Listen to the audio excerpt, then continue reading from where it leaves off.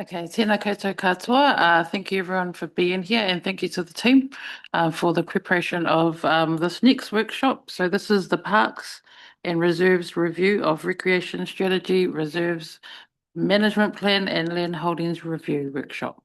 So I might pass it over to Joe. Kia ora. This work brings together three interconnected pieces, as raised by Hannah: the Recreation Strategy, the Parks and Reserves Land Holdings Review, and the Reserves Management Plan, all of which are either outdated or due for review. Taken together, they provide the strategic foundation for how we manage, invest in, and prioritise our parks and reserves network. This is an important opportunity to step back and consider whether our current land holdings are meeting community needs and how we balance investment, divestment, and future planning. Today's session is about setting the direction ahead of community engagement, ensuring we have a clear, aligned approach before we move to the next stages of consultation and decision making. And with that, I'll hand over to the team.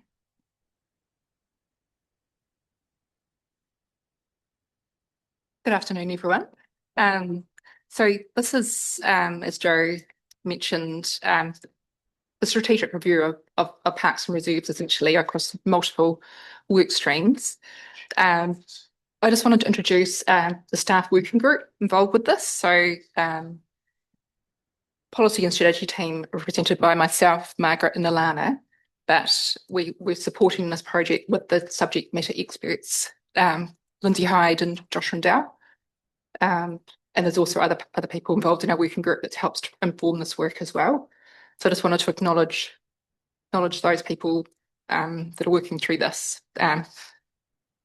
We'll just move on to the agenda. Thanks, Arlene. Yeah, so just again broken this up a little bit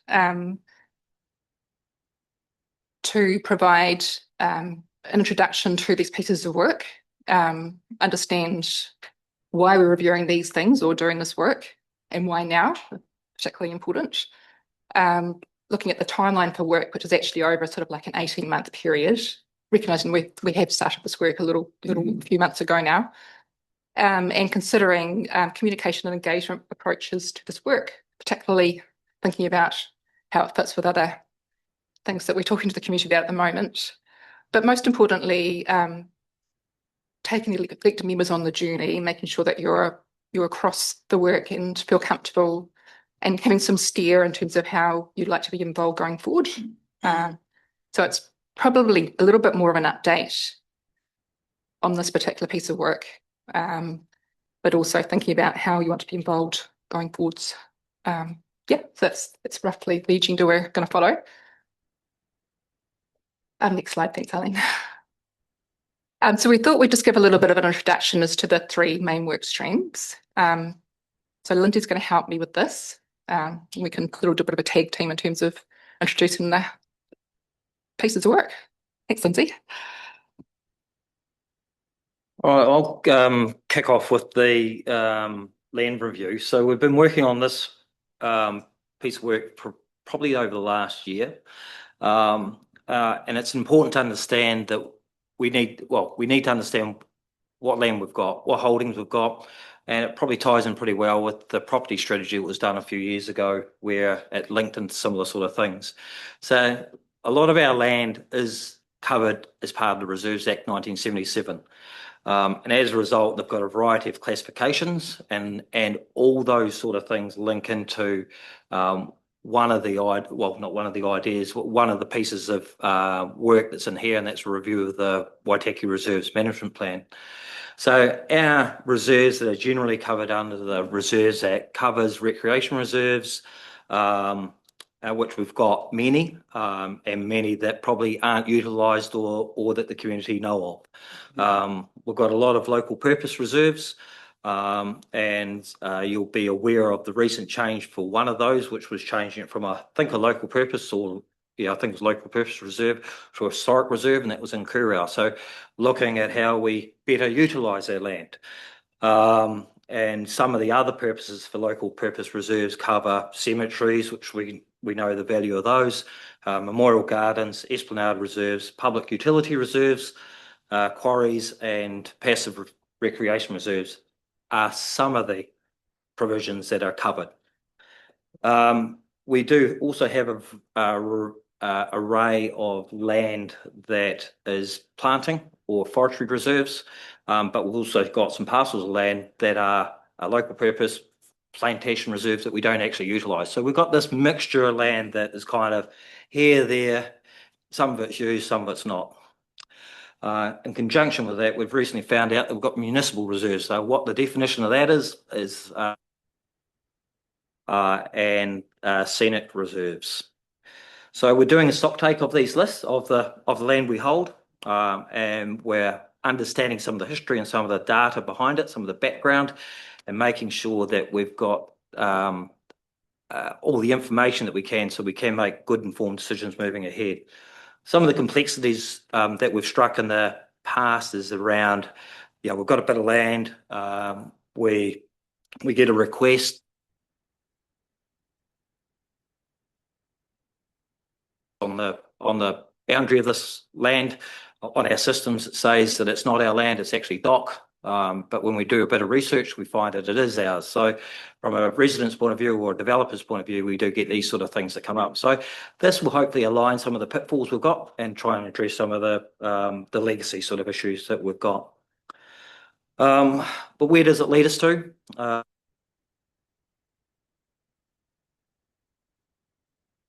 Pitfalls, and what are some of the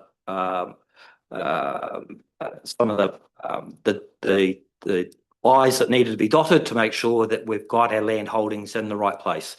We need to make sure we've got all the right legal notices in place, and that whatever we do, whether it's better use of our land, divestment of the land, swapping land for better use or more refined use, that's some of the things that we need to consider as part of that. So.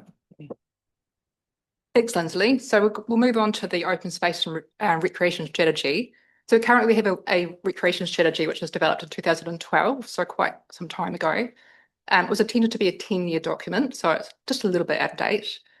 So essentially, this sets the vision for our parks and reserves. So looking at reflecting the current and future community need, essentially, and that helps to guide how we do the day-to-day management of our reserves, which is actually defined within the Reserves Management Plan. So the Reserves Management Plan is a statutory document under the Reserves Act, again, a 10-year document that was developed in 2014. So again, a little bit out of date. So these are all very interconnected. So we can't really do these pieces of work in isolation to make an effective kind of package. Is there any questions about 3 pieces of work before we move on a little bit to the next bit?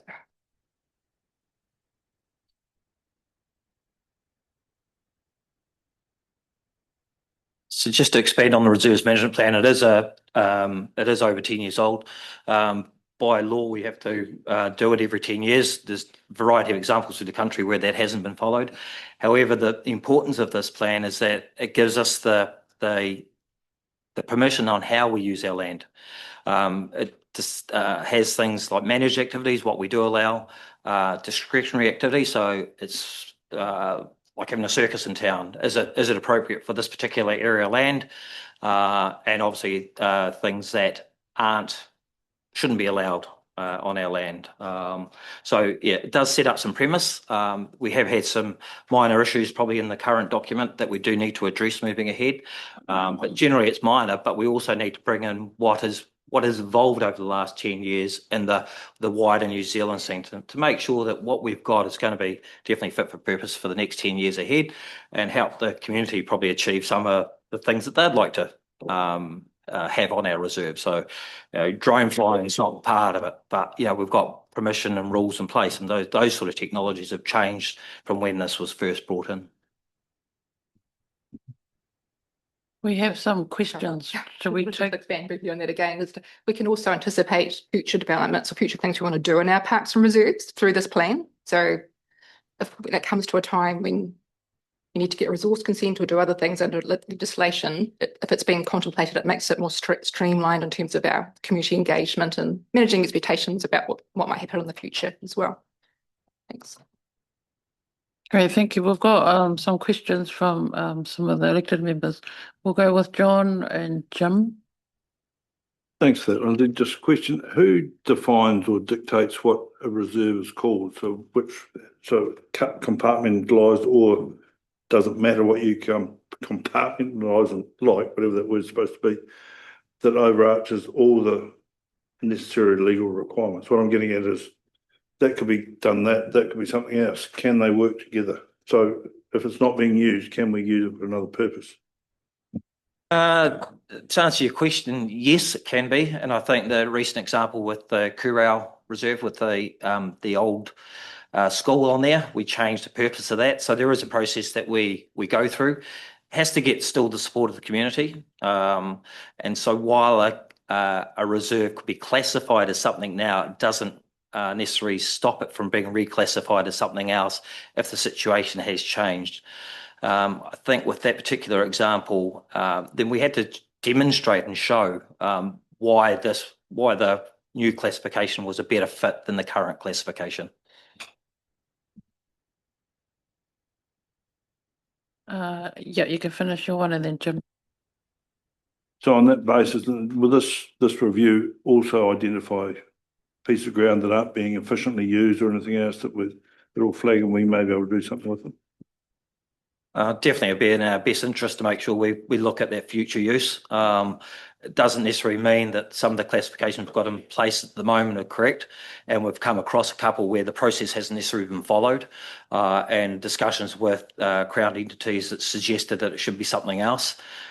That does pose some problems, but we have to look at that bigger picture. But yeah, definitely we can look at that reclassification if it's got a better use or a better purpose that can be used by the community. Thank you. Thank you for that, John. Jim. Thank you, Madam Chair. Just a question for you, well, one for you, Lindsay, one for you, Victoria. Lindsay, the land holdings review, how close are you to completion? And can we anticipate that you will be able to present us with a draft list of properties that may involve divestment or that may merit divestment, along with a comprehensive list of all the other land holdings as well, in order for those to be included in next year's LTP? Victoria might have tag team on this, but definitely you'll see in the timeline of work that we do, we will be coming back to the council with a bit more information around what we have assessed as being land that we could look at, what land is of benefit for the community, and what land may need to be repurposed in one way or the other. Just a very quick supplementary in relation to that. Clearly, councillors, elected members can sign off that list as a draft, or they can remove items from it. But I'm anxious to have the opportunity to look at the totality to see if elected members would actually endorse adding some land items, and will the information that's given to us enable that?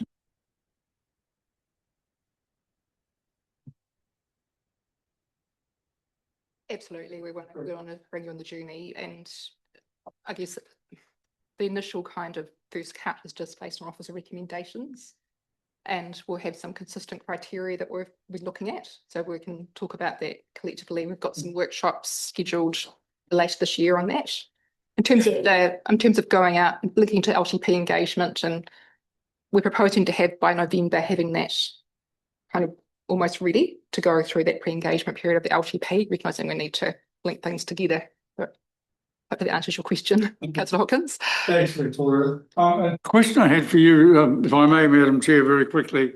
The recreation strategy is 4 years overdue, and it is a statutory requirement. So to what extent does this expose us to legal or other administrative threat? So the recreation strategy is not actually statutory, it's the reserves management plan that's the statutory document, which is a couple of years old now. Oh, Risk of legal review is probably reasonably low. but we know that it's, strictly speaking, we're supposed to do it every 10 years. Historically, other councils haven't been chased up around it, but we're conscious that we want to keep it up to date as much as possible.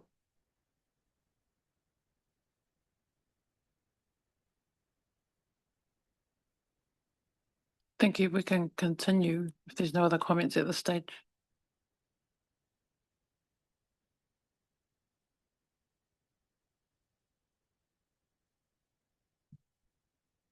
Sorry, back one.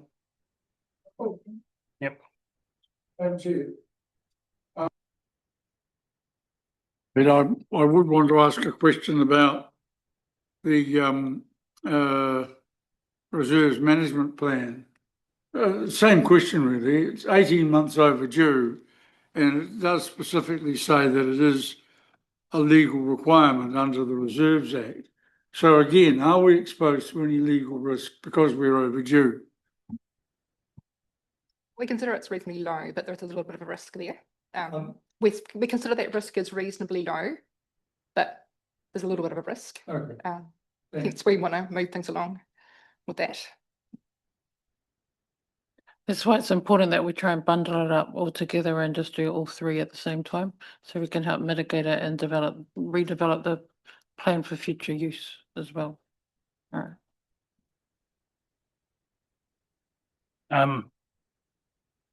Yes, so this particular work program includes 3 fairly significant pieces of work. And with everything else that's on the radar, it's probably fair that we ask the question of why are we doing this, and do we have to do it now, or can we kick the can down the road? In my view, and in the view of VLT, this is something that we don't believe can be pushed off. As I've said, there are 3 very, very important pieces of strategic work. The first one is really understanding what we've got. Doing the Parks and Reserves landholding review, understanding why we own certain pieces of land, understanding for what reason we were given it, or for what reason we came to own it, and then working out whether we're actually giving intent to, we're living out the intent by which we have that land. There are a number of parcels of land that we have that we know we're not using for the right purposes for which we were given it. And then a lot of other pieces of land that we currently have that are fundamentally being used as reserve land, but they're not actually classified as reserves. If you look at the process that we've been through recently with St John at Almala Park is not a reserve, but for all intents and purposes, it's being used as one. Lookout Point up here in Waimanu is not a reserve, but for all intents and purposes, it's being used as a reserve. So we've got 2 very, very significant parcels of land, which are fee simple, which we pay rates on, that are fundamentally being used as reserve land, but we're not using them as reserve land. And then we've got all these other pieces of land that are in fact reserve land, but are not really being used for that particular purpose. We've got people that are grazing them and might pay us a very, very small amount in terms of a grazing fee, or are just actively managing the land. And then some other pieces that we don't even really know that we have it, or that, you know, you look on the GIS and you might go, oh, we own that piece of land, and it's a surprise to everyone. We don't have great records of why we hold the land or how we came about it. So the reserves, the land review is fundamentally the first thing we need to do to really understand why it is we have what we have. From there, the strategy can then look at, okay, so we now know what we have and why we have it. What do we want to achieve out of it? What do we want to get in terms of well-being outcome for the community? How is it that we can maximise the land holdings that we have for the community's benefit? And that's the strategic piece that hasn't been done for a while, and it probably hasn't been done in a comprehensive manner because we have had some limited information or some gaps between what we knew we had and what we thought we had. So by undertaking the strategy after we've undertaken the land review, we can have a bit more of a comprehensive strategy that sets council up for the future. The timing of this is perfect in terms of coming up for an LTP, where we can say, what is it the council wants in the next 3 years, and how are we then going to achieve it through the next LTP? Coupled with that, we've had a number of councils previously talk about the excess number of reserves that we have and how they might want to divest some reserves or potentially allow some development on some land that's currently reserves. And this is the process we can go through to enable some of that to occur. We all know the reserves are very, very valued by this community, and it really does require a concerted effort and some some decent levels of consultation with the community in a comprehensive manner to say, what is it that we want to use? How do we want to use it? And then through the reserves management plan, what's the service level that we're setting on these pieces of land? What is the service level that we're setting on a sports ground? What activities are we going to allow there? What activities won't we allow there? For all of the passive recreation reserves, what activities do we allow? What don't we? For the forestry reserves, should they still be forestry reserves, or are we not going to do forestry, and they should they be for another purpose? So in terms of the why now, firstly, there are 3 interlinked pieces of work. It's not like we can really drop one and then pick up the others and just carry them on. We could do a light touch of a reserves management plan because we've got a legislative obligation, but without doing the other 2 pieces of work, it's going to be incomplete. And we're going to have to revisit it again within the next 5 years or thereabouts. And the timing of it within an LTP so that we can meaningfully consult with our community once waters shifts off to another entity and really look at some of the service levels moving forward, I think is absolutely critical. And frankly, as a council, we need to look at what services we deliver and how we deliver them and what the community expects of us moving through the future for local government. And reserves is actually a big piece of that. Yeah. So that's kind of the why we're doing this and the why now. Are there any questions on that? Is there any lack of understanding around what the pieces of work are and why we want to do them at all? Thank you for that, Josh. I think John has one, but I'll just quickly ask one. How does this work in relation to the commercial strategy and the property strategy? And then what's the team's capacity to be able to complete this? And what are have any costings and things been done? Is this already identified as part of your work plan already? Or is it brand new? Great question. So in terms of the property strategy purposely left out reserves. I think the only reserve that's kind of been looked at in a meaningful way is probably the airport reserve, but that was looked at through, well, Forester Heights is not a reserve. Sorry. Forester Heights is not a reserve. But the airport was looked at through the airport master plan rather than through the property strategy. So it's been completely left out of the property strategy for that reason, because we have a significant number of reserves and there are a lot of gaps in the information. So it was left out. Otherwise, the property strategy would be too big. In terms of anticipated workload, I think largely we'd already planned for most of it. We knew that the land review had to come on. We knew that the reserves management plan was due. We knew the strategy was due. What we probably haven't allowed for is some of the other pieces of work that have come out on top. So I suppose this was work that we had always anticipated doing, but a whole lot of other work's come on top. So it's how we rejig some of those priorities to make sure that we give this a real meaningful effort, because I think it does deserve it. Yeah, thinking we don't want it to be another carry forward, like for the next one. So it does need to be completed within the new, like financial year coming. John. Hannah sort of covered this off, and I suppose it's a bit facetious really, but doesn't mean we can swap like for like. So Lookout Point could become a reserve and the tennis courts could become Lookout Point so we could turn it into a car park and get funds from that and get the netball courts being used, people that use that utilising the event centre. I can see opportunities here. I don't want to get too much into soothsaying or what decisions the community decide to come up with or what you find people around the table do. However, there is a process that does allow for a reserve land exchange, where we look at parcels of land that are predominantly being used as reserve, but may or may not be fee simple. And then we exchange those for pieces of land that might have a reserve classification against them, but are not actually benefiting the community in the same manner. And there's the ability to switch the reserve status from either a number of parcels totaling the overall value of what the fee simple land would be. So you switch the reserve status from those onto another one, or vice versa. So yes, it does allow for that. And that'll be something that comes through from the land review, where we then go, look, which of these properties might we want to divest, or which ones might not be offering a heck of a lot of wellbeing outcome for the investment that council's making, and how can we better make use of that land? But again, it's something that would have to go through a consultation process with the community. Thank you. We've got Rebecca. Oh, sorry. Sorry, just to expand on that, I mean, it is a legal process and it does cost money as well. So like it's quite prescribed. So we have to be quite strategic about, for the situations we want to go into, and think about that in the bigger picture. Yeah, definitely opportunities though. Yeah. Thanks, Victoria. Rebecca, and then Jim and Sabine. Cool, thank you. Where do facilities sit within the recreation strategy? And I think looking back at the 2012 version, like the pool is sort of specifically mentioned, but beyond that, there's really nothing else. And I think, like to me, and when we're going through the property strategy as well, that's sort of like the one thing that I keep thinking about is that we don't really have any kind of like overall look at all of the facilities, you know, from the rec centre to sports grounds, drill hall, community halls. Like there's no real sort of overall picture of those. And that's what I am really passionate about, linking in and making sure we're activating those spaces as best we can. And if not, then, you know, yeah, looking at options there. But do they fall within property or are they coming under the recreation strategy? Like where does that all kind of fit?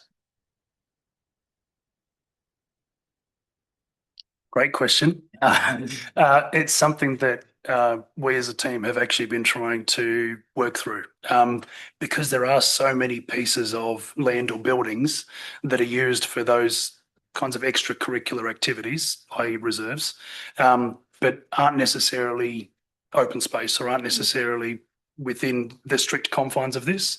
And we know they need attention because there's a whole lot of issues around those and the use of them and the equity of the use of them and access to them. But there's, I mean, concern from me personally that by including them within the scope of this particular review is going to be extended and going to become quite significant within its purview. So I'm not sure whether it'll be included in this or it needs to be picked up as a separate strategy. And it's the same issue with sports grounds. You know, we've got some sports facilities like hockey at Centennial Park, where all of that is 100% fundraised by the hockey participants. I think user fees for hockey at the moment, it's $500 a season. But then council heavily subsidises rugby and cricket and all of these other sports at the same location, and user fees are a third of the price. So we've got same location, council subsidises one, it doesn't subsidise the other. There isn't a lot of fairness in that. And it means that some sports for some people just can't be accessed because they don't have the funds. But then we get into the question of, well, what about golf clubs and what about darts and lawn bowls and all of these other things that people also engage in recreational pursuits that council doesn't subsidise, and airports. And it's how we can best draw lines around it so that we can progress the majority of the work while recognising some things might be left out and need to be picked up at a later time, but making sure we've got a plan to pick up the other things. Yeah. It's an area that's of some frustration because it's hard to draw those boundaries. Thanks for that, Josh. I think we had Jim, then Sabine, and Miss Dan. Two questions. Josh, one for you and one for somebody else. I'm not sure who I could direct the second one to, but I'm just wondering, Josh, if you'd agree that this fondness for reserves in a lot of instances is more abstract than actual. Because I can think of lots of reserves, some reserves around Oamaru, where a use census would demonstrate that they're basically never visited or seldom. And yes, I know when we did the spatial plan, there was a concerted lobby about in relation to the question regarding disposal of reserve assets. But I think that was more to do with a very poorly worded question than what we were actually asking. So I do wonder whether your view is that there would be some willingness to remove or reduce the total number of or land area of reserves. The other question on page 13 of our agenda today, the elected member involvement this year in May, June, October and December only relates to the reserves management plan. Do you envisage us having no role with regard to the other two? As I say, I don't know who to ask that of, but I ask it anyway. I can respond to the second question. I'll start with that one first because I've forgotten the first one already.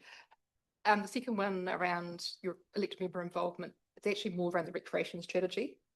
We propose to come with a briefing of reserves management plan a little bit later in the year, but we're focusing on the land holdings review and the recreation strategy first. And the bulk of reserves management plan detail will come later this year and into next year. Yeah, that's what I understand. Unless it's being drafted incorrectly, that's the intent of the involvement of the elected members. So we clearly say we're focusing on the land holding strategy first. I think it's a very, very good thing to do, yes. I think the team will be just staging it just to make it a wee bit easier so it can be all better coordinated and then it can come back to us at the right timing for our input and feedback. So it's a good question, Jim. Can I move on to Sven? Oh, sorry, Josh. Yeah. So my apologies if that didn't come through 100%. The recreation strategy absolutely needs to be point of focus and informed by you, so that we have the reserves management plan that's fed by the strategy. The reserves management plan has to come after the strategy.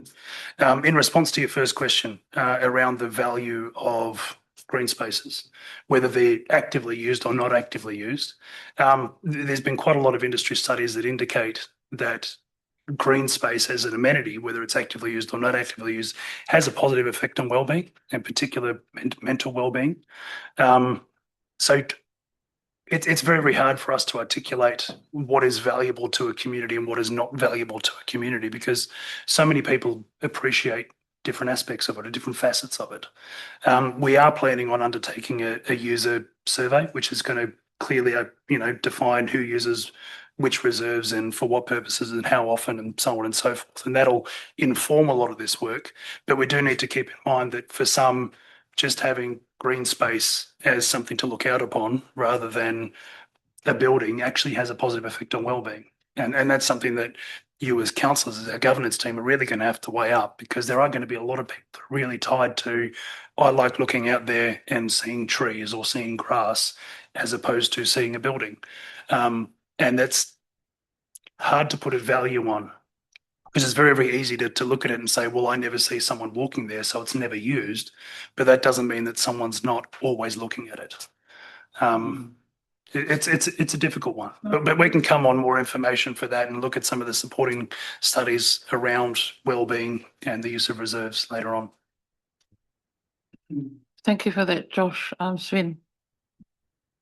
So with respects to if we were to swap bits of reserve around for other bits of land, and it might depend on whose idea it was. If it's someone outside, they might pay the cost of that. But if it's a council that's decided to do that, is a strategy a good place for, or the plan a good place to have some sort of ratio or return on investment type criteria is one of the criteria that's weighed up about the idea of shifting a particular bit of land around? Potentially, yes. Yep. I suppose from the back end of this, there'd have to be some kind of a strategy around what we keep and what we don't keep, and multi-criteria analysis that looks at, a fairly clear pathway for why we'd retain some and why we wouldn't retain others. Some of it may be purely economic factors, whereas a lot of it other may not be. For some, it might just be that saying, we no longer wish to hold this because it costs us a lot of money to maintain it and there's no benefit to the community. So it might actually cost us money to remove it, but it might be more in keeping with the intention of why we have it, or it might free up some of our efforts to other things so that that's not being focusing rates money towards something that isn't actually getting a wellbeing benefit for the community. So, you can look at that from an economic perspective, but I suppose not everything is going to be sold to make money. Some of it's going to be to lower some operating costs moving forward. Thank you, Rebecca. Thank you. What has there been any, early engagement with the likes of Sport Otago or any groups like that in the recreation space? And I just asked that, thinking about working groups from our previous discussion, but also there's a lot of really interesting data insights, and not in terms of, usage of specific areas in Waitaki, but areas where physical activity is really low for our tamariki and our rangatahi, and there's a big piece of work about to get underway specifically focusing on Oamaru North in particular as a geographic priority area. And I guess, yes, just some of that data it is probably quite interesting to be thinking about if we're talking about what we have and what we might be giving away. So just like, are there any opportunities, I guess, for engagement, I guess, before this goes to the wider community, just because I feel like some of those insights would be quite interesting in shaping this. Yeah. Someone may correct me, but to my knowledge, we haven't yet engaged with them, but that's not to say that we won't. This is very, very early days, and this is us telling all of you we are about to kickstart a whole lot of this work. So when you start hearing about it in the community, you kind of understand the context and the why as to why it's happening. We recognise there's a lot of community groups that have a lot of information, a lot of data, and a lot of needs analysis undertaken, a lot of demands that are probably going to come out from this. So we'll do our absolute best to reach all of those communities and compile as much as we can throughout the process. So it will happen. It probably hasn't happened yet. Yeah, I guess just supplementary to that, there is a lot of work being done. Like reading the 2012 strategy was quite interesting, talking about some of the fragmentation and different groups, not sort of speaking to each other or being strategic. And there is actually a real effort at the moment to be connecting those groups. So rather than duplicated effort, there is actually a really good group that's forming now to be connecting all of those. So just, some opportunities there to be thinking. Thank you for that. That was helpful. Sabine, you had one, and then we might move on to the next bit around timeline. Just one thing you said there, Josh, about some activities are more subsidised than others, and the particular example you used, just to continue with that example for no other reason, but when I look at that difference, is access to that piece of the reserve perhaps the reason for that? So are we looking at how diverse the use of that piece of reserve can be when deciding how much is subsidised by the general ratepayer versus how much is a user fees type scenario? And sorry, will that go into the public? When we go to the public, is that going to be one of the talking points? Because that could be that would need a lot of information around why.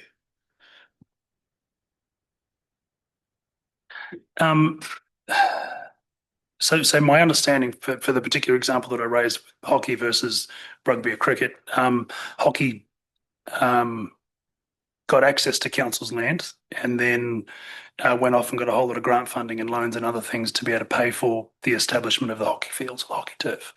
So obviously the user fees are quite high because they also undertake all of the maintenance in that space. Potentially you're correct in saying, well, that there's, a rugby field or a cricket field can be used for multiple different sports. So that's more heavily subsidised than what some other sports are. I suppose I'd say that at the moment, to my knowledge, we don't provide anything to hockey at all. So council has zero subsidy. Whereas sporting fields, I think we're looking at around a 95% subsidy in terms of the maintenance from council towards those particular sports. And some of those are, publicly accessible. If you go out to the Valley Sports Grounds, anyone can go out and use those fields. Centennial Park, the majority of the grounds are. Whitestone Contracting Stadium, probably less so, behind a fence and a little bit difficult in terms of access. We can look at equity of access to some of those sports fields, but I'm still trying to work out the scope of the recreation strategy and whether that's included in this or not. I think, as everyone can probably understand within the room, it is a big can of worms, and I'm concerned about not being able to progress some of the other work that needs to happen. That's not to say that this isn't important, and those access and equity issues are really, really critical and big strategic pieces that need to be worked on. I just don't know whether it will be within this or whether it'll be within another piece of work. Thank you for that. We'll move on to the timeline for about 5 minutes, and then we'll try and work through this. We've only got like 20 or so minutes left to try and cover everything else.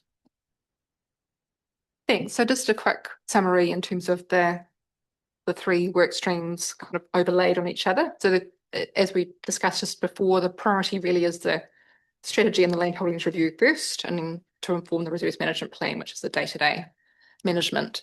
So we've got sort of some key touch points we're proposing to go out for external community stakeholder engagement.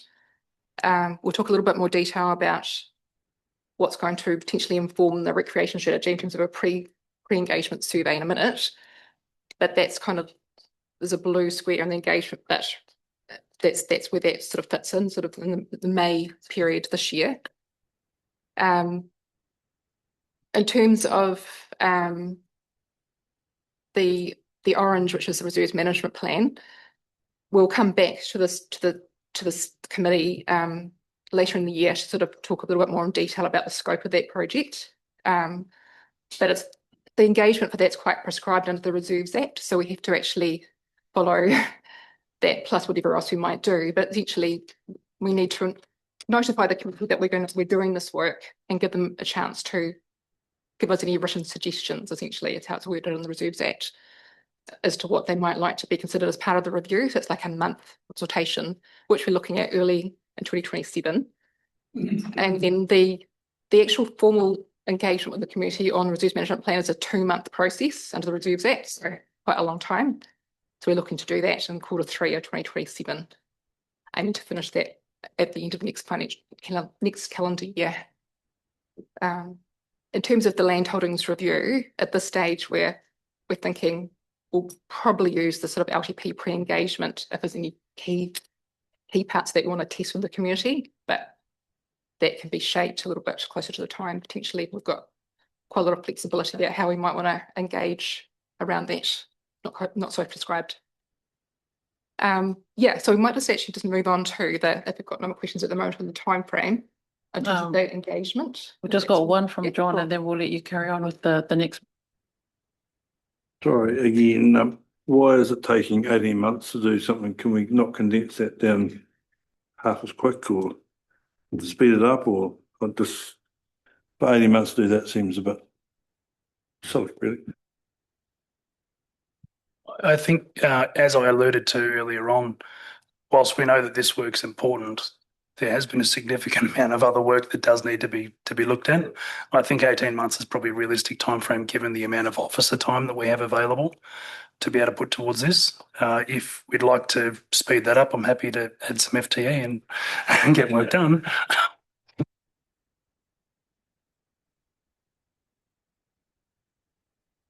We go to the comms and engagement approach.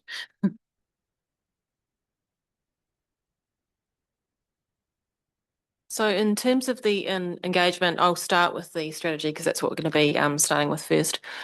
We're looking at doing 2 engagement periods to develop the strategy. We're planning on starting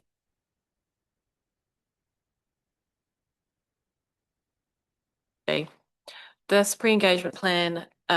Engagement is planned to run for 2 weeks from the 4th to the 18th of May, so it's fairly soon. It'll be an online survey and we'll have hard copies available in the libraries and service centres. So the survey will be seeking feedback from the community on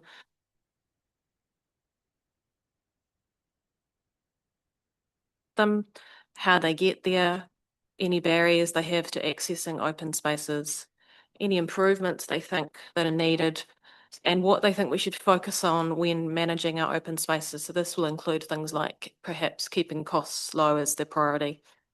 So the target audience for the survey, it'll be available to the general community, but we've also identified some target audiences based on who this is important to. So example, sports codes, youth, like youth council and OAS and sports and school sports, cultural communities, community support organisations, and a number of others.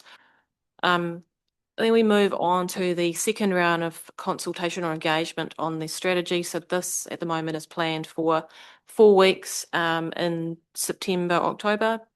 So following the pre-engagement, we plan to engage on the draft strategy. Following this engagement, we'll bring the final version of the draft strategy to the governance team for adoption. That's planned for the end of this year in December. So the landholdings review, our plan for the engagement on this is that it would be conducted as part of the LTP pre-engagement. So that would be later this year or early next year. And this engagement would inform the outcomes of the landholding review. And then the reserves management plan, as we talked about earlier, this plan is required by the Reserves Act. So some of the engagement is prescribed under legislation. We've got an initial plan is 3 parts to this engagement. So the first is the initial contact with the community is prescribed under the Reserves Act, and consultation needs to take place over a 1-month period. And we'll be seeking written suggestions on the plan as part of that consultation. So we're proposing to carry this consultation out in October to November this year. And then further engagement, we're planning in February and March next year with key stakeholders. So that was what Councillor Ryan mentioned before, we'll be going to key groups. This engagement isn't prescribed under legislation, so we do have leeway for how we carry this out. And then the final piece of consultation on the reserves management plan is the 2-month consultation, which Victoria mentioned before, and this is prescribed under legislation. And we, at the moment, we plan to carry this consultation out in July to September next year. Are there any questions? Thank you for that run through of the timeline. Any questions or comments, Brent? Thank you, through the chair. I guess we have a lot of reserves that are sort of a wee bit differently in the smaller places such as Hampton, Palmerston, Otamatata, Kura, and places like that. And a lot of the users up there aren't sporting groups. A lot of them are the community themselves, and they're invested in those.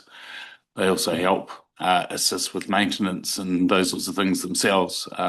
For example, our tennis courts in Otamatata and those sorts of things that, our local groups have provided for those. How do we ensure that the smaller communities get an equal voice in what happens in those areas, and what sort of engagement? Mostly the people up there, they don't engage online. They're holiday homeowners, or they're transient people. So I'm just interested to see if we've thought about how we can engage with some of those people at the right times, please. Really open to some steer in that respect in terms of the smaller places like Otamatata and Co. Yeah, and we're working with the comms engagement team around it. Just at what stage do you think this is the most key for this? Is it at the strategy stage, or is it more kind of we get down to a bit more specific consultation around land parcels or way we're managing particular pieces of land? Just trying to work out where that might be sit, in the hierarchy of scale. Yeah, and I guess that might tie into another question I have, is around the framework of what we're using for invest versus divest in land, because some of the questions that I have around here, population serve, strategic value, ward equity, which is what I'm trying to get to there, that each ward has different requirements, but future use potential and cultural significance. So depending on what that framework is that we agree on with invest versus divest, would probably, for me, answer the question where we should be engaging with our communities. I think, if our communities had a clear, what do you value out of these pieces of land the most, I guess that probably sits in the strategy side, would be my feeling towards that. Spat out of that would then inform us what we do with those land holdings. I guess that's only one view. I don't know if that's the right one or not. Just through the chair, I think it's very good points. The criteria for divestment versus investment is critical. We would. My thoughts would be is when we come back to the elected members, then we should be challenged on some of that criteria. But at least we've got a little bit more time to not necessarily think about it, but to value the areas that are important in our own wards. And I think the value what all you guys can do is to be advocates for your areas and to be thinking about, you know, the little pockets that might be relevant, say for Otamatata or Marama or Ohau, and be discussing those sort of areas with the local communities. Definitely, we want feedback because we're not saying we'll get it right, but we want to make sure we're making the right decisions. To protect our current investment, but also to protect the future investment of these reserves. I'm just wondering also whether perhaps, you know, engaging with our community boards and having, as part of a community board meeting, you know, the public forum and actually asking people to come and speak to us on some of this. You know, the community boards are wide reaching into that sort of reserves. They're often the ones that are also sitting on the small groups that are using those areas. You know, we particularly in the Ahuriri have a lot of that. So I'm wondering whether an engagement with them and then using that as a vehicle to bring some more engagement around might be prudent as well. Thanks for that, Brent. I think you've given some good suggestions around the approach that could be taken. Franz, you had a comment or a question, and then we'll move on to the elected member involvement. Yes, thank you. I've just, what I can gather from this is you're going to do all this work, and correct me if I'm wrong here, you're going to look at identifying whatever reserves, land holdings, open space, regulatory strategy, etc., is actually within the district. So I would imagine that you look at it piece by piece. So my question is then, what sort of data will you then actually accumulate and put against each of those areas?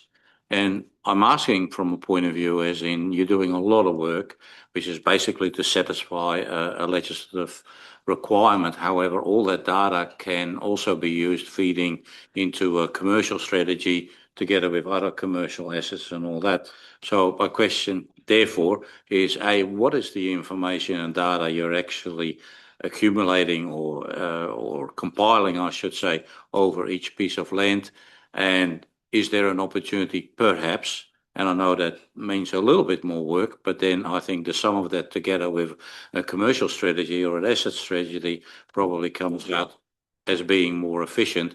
Can other pieces of data be added to that particular reserve or land holding, whatever it is? For example, this is what it cost us. This is potentially what another use for an area, and this would be the commercial benefit of that.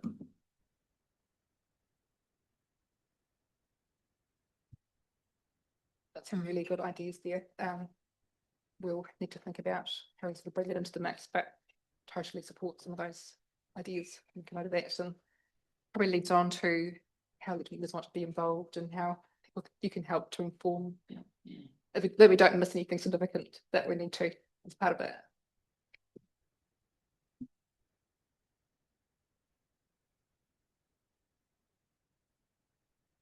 So in terms of elected member involvement, we really wanted to test how much would you like to be involved? And I guess we've had some insights in terms of making sure we don't miss, or making sure you're advocates for your own areas as much as the wider district through this, because we're not all experts in reserves in Ahuriri or Wahima. I'm more familiar with Oamaru and Kakamaru myself.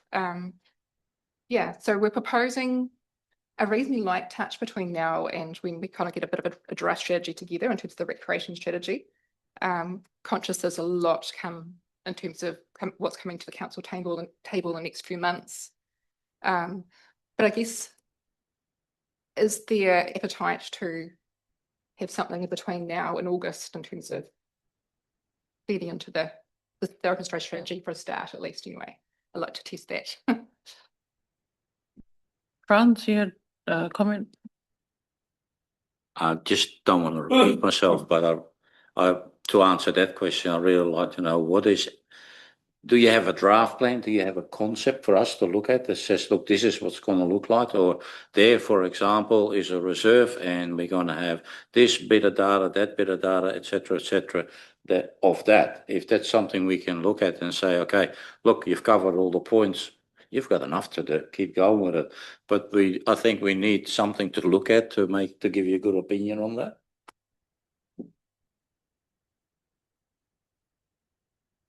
I think that's a bit of a good steer from us.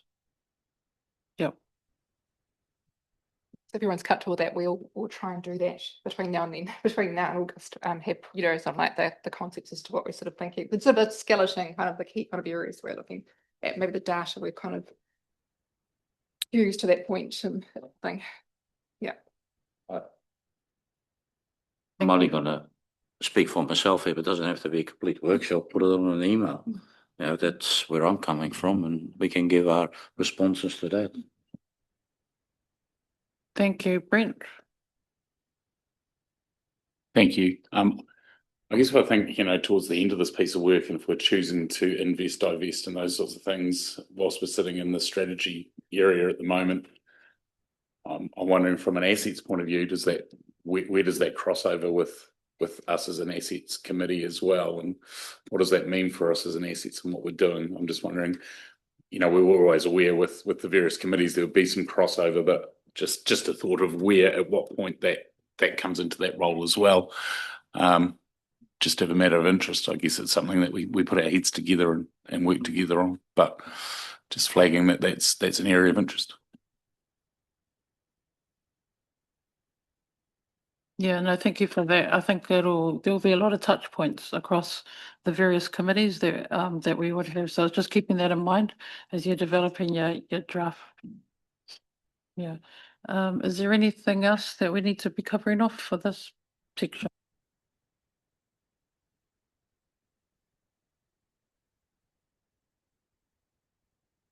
The work plan next year kind of obviously involves elected members through the reserves management plan stage. I mean, just to give you a little idea as to what we're sort of thinking, it's kind of going to be sort of every 2 or 3 months throughout the year at the stage. So we can talk a little bit more detail about that later in the year when we scope that project out a bit more.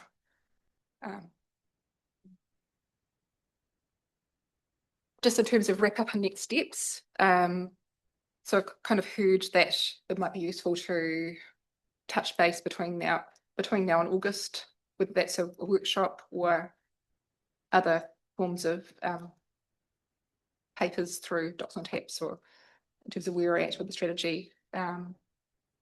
And we may need to test a bit more around the engagement side as well, in terms of how we touch point with the smaller parts of the district through the processes. That's kind of what I've heard in terms of the next steps at the moment, unless I missed anything. You know, that sounds good. I think overall everyone is in support of this review, that it needs to take place and incorporating the three parts to it. It's good to see the timeline and what is due and what the deliverables will be within the Q4 and what the forward plan would be looking like. And then also just hearing from the outer wards as well is quite important, as well as the early engagement with the stakeholders that are relevant to the specific parts of the review is quite important. And then also the interface of this type of review with the other strategies that we have alongside the committees that we have within council as well to check in with. There'll be touch points there. So I think that might be about all for now. Thank you very much. We're just going to wrap up. Just mindful about sticking to time. So yeah, thank you very much for all your time and your effort with all of this information. It's very helpful, and it's good for us to kind of have a bit of a plan looking ahead, and then the different parts that we can helpfully feedback as well. So thank you, Joe and the team. Thanks, everyone.